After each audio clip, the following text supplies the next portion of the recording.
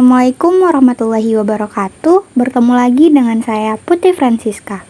Pada video kali ini, saya akan membahas teori hierarki kebutuhan pada novel yang berjudul Tentang Kamu, karya Terelie. Pada penasaran bukan? Yuk simak terus. Sebelum lanjut ke pembahasan, teman-teman semua jangan lupa like, comment, share, and subscribe supaya tidak ketinggalan konten-konten saya yang berikutnya. Sebelum lanjut ke pembahasan, kita akan bahas terlebih dahulu pengertian teori hierarki kebutuhan. Teori hierarki kebutuhan Maslow adalah teori yang diretes oleh Abraham Maslow. Beliau beranggapan bahwa kebutuhan-kebutuhan di tingkat rendah harus terpenuhi atau paling tidak cukup terpenuhi lebih dahulu sebelum kebutuhan-kebutuhan di tingkat lebih tinggi dibuat menjadi hal yang termotivasi. Menurut hierarki kebutuhan Maslow, kebutuhan manusia dapat dikategorikan menjadi 5 level. Yang pertama, kebutuhan fisiologi. Kedua, kebutuhan akan keamanan. Ketiga, kebutuhan akan memiliki dan kasih sayang. Keempat, kebutuhan akan penghargaan. Dan yang kelima, kebutuhan akan aktualisasi diri. Langsung saja kita bahas kebutuhan yang pertama, yaitu kebutuhan fisiologis. A. Kebutuhan makan dan minum. Tokoh Sri dalam melangsungkan hidupnya membutuhkan makanan dan minuman bagi kesehatan dan kebugaran tubuhnya. Tanpa makanan dan minuman, manusia tidak akan bertahan hidup di dunia ini. Tokoh Sri selalu berusaha akan berbagai cara demi memenuhi kebutuhan makan dan minumnya. Meski hidup dalam keterbatasan ketika orang tuanya meninggal dunia.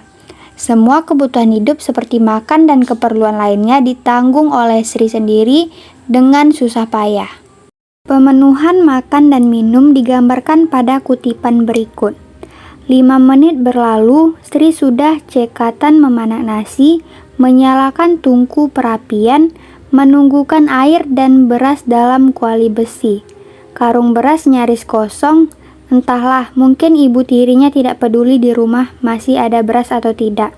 Ada seikat sayuran dan bahan-bahan makanan beberapa hari lalu.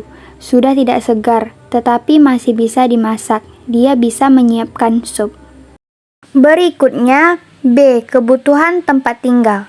Sejak bayi, Mbak Lastri tinggal di asrama sekolah, sementara Musoh suaminya masuk di usia 12. Setelah menikah, mereka berdua tinggal di rumah yang disediakan untuk guru di komplek madrasah. Kalimat tersebut, sejak bayi orang tua Lastri telah meninggal. Kemudian ia diasuh di madrasah oleh Kiai Maksum yang merupakan pemilik madrasah. Kalimat setelah menikah, mereka berdua tinggal di rumah yang disediakan untuk guru di komplek madrasah, menunjukkan kebutuhan akan tempat tinggal tokoh Lastri telah terpenuhi dengan baik.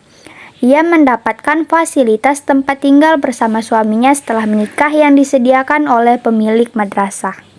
Kebutuhan yang kedua yaitu kebutuhan akan rasa aman.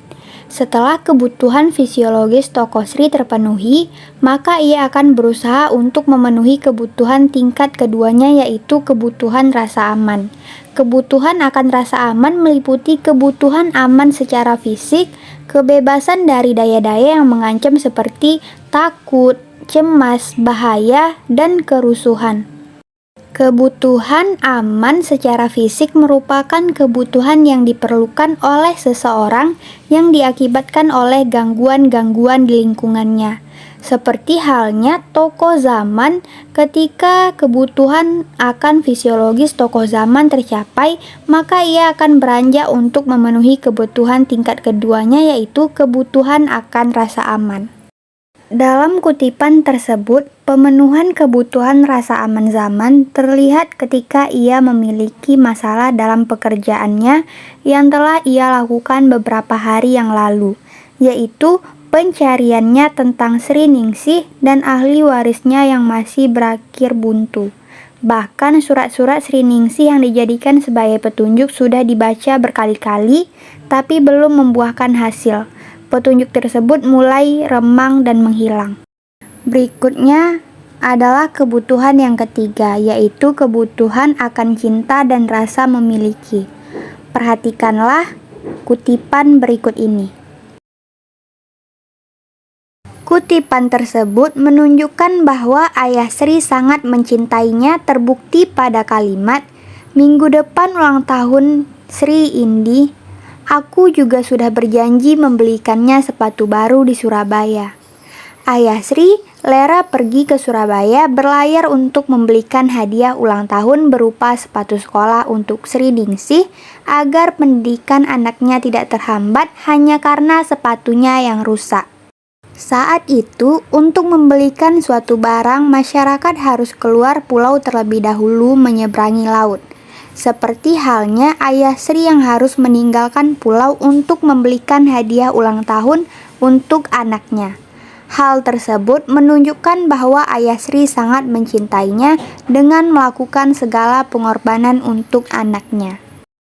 Kebutuhan yang keempat yaitu kebutuhan akan harga diri. Perhatikan kutipan berikut ini. Kutipan tersebut membuktikan ciri dari penghormatan dan penghargaan terhadap diri sendiri, yaitu sikap percaya diri Sri dalam menjalankan hari-harinya dengan apa adanya tanpa merasa harus mengharapkan hal-hal yang lebih. Jika dijalani dengan apa adanya, keyakinan untuk hidup lebih baik akan menjadi kepribadian yang kuat yang berawal dari kepercayaan diri menerima kenyataan hidup. Kebutuhan yang kelima atau kebutuhan terakhir adalah kebutuhan aktualisasi diri. Setelah keempat kebutuhan lainnya terpenuhi, dalam diri Sri akan muncul kebutuhan akan aktualisasi diri. Sri berusaha untuk menjadi sesuai dengan potensi yang dimilikinya. Pemenuhan kebutuhan aktualisasi diri tokoh Sri tergambar pada kutipan berikut. Pada kutipan tersebut, di usianya yang tidak lagi muda, tidak membuat Sri Ningsih untuk mengaktualisasikan bakat tarinya dengan menjadi seorang guru tari tradisional di London. Bakat menarinya ia dapatkan ketika masih tinggal di madrasah. Ia sering belajar menari di sanggar milik sahabatnya yaitu Lastri. Baik, segitu dulu pembahasan yang bisa saya sampaikan tentang hierarki kebutuhan pada novel Tentang Kamu karya Terelie. Semoga teman-teman semua bisa terbantu dengan penjelasan saya. Jangan lupa like, comment, share, and subscribe supaya saya terus bersemangat melanjutkan konten-konten saya yang berikutnya. Dadah guys. Assalamualaikum warahmatullahi wabarakatuh.